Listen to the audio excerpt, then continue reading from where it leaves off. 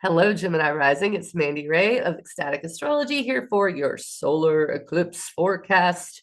And this is a new moon in Aries, but the North Node's in Pisces. So let's just go ahead and look at where it's happening for you.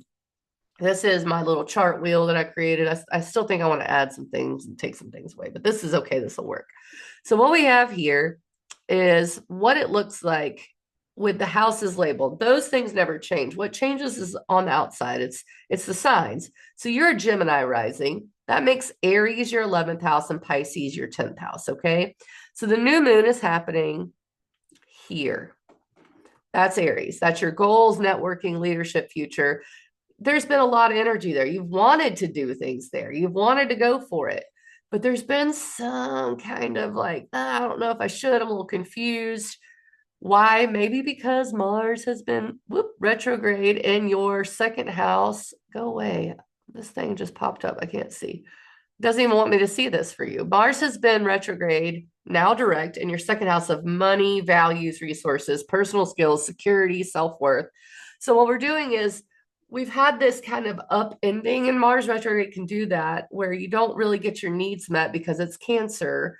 And we understand we have to act on our needs here. And maybe emotional security with regards to money has been a thing for you. And that can kind of hold you back, right? From doing the goals. Like, how do I make goals if I can't pay, for this new refrigerator or whatever?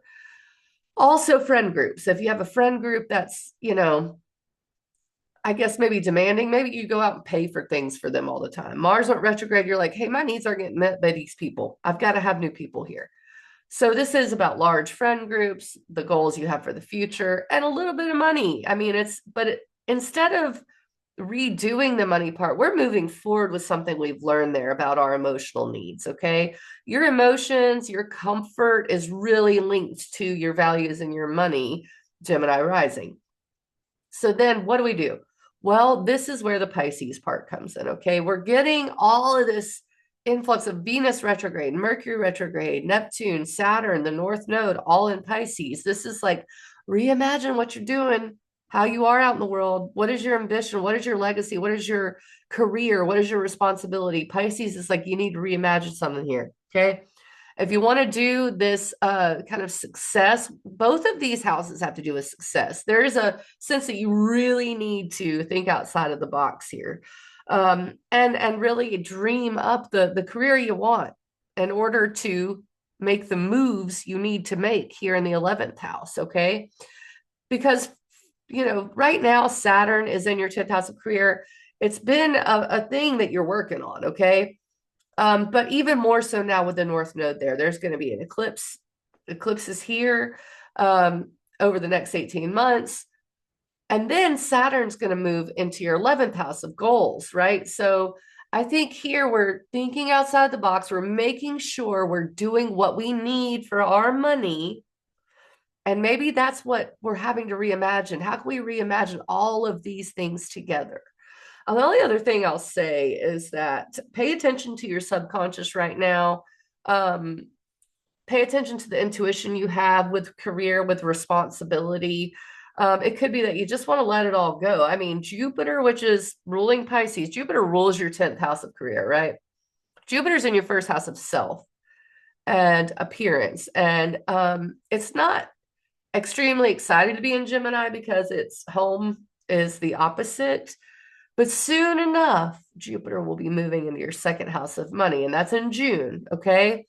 So, right now is the time to get very clear on who you are to people. That's going to inform this 10th house of career, right?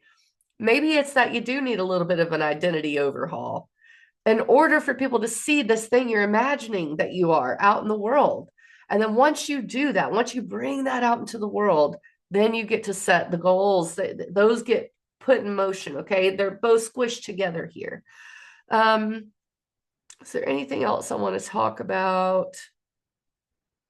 I don't think so. I think that really sums it up. I would expect things to get going around the time Mercury and Venus go direct in Pisces. That's when you can expect to see some changes in that career area, but just make sure you're asking for your worth and you're doing the thing that that you really want to do from that money perspective. You can dream all day about being an artist, but if what really is making you feel uncomfortable is that you don't have money because you're an artist, you have to rethink how you're doing that.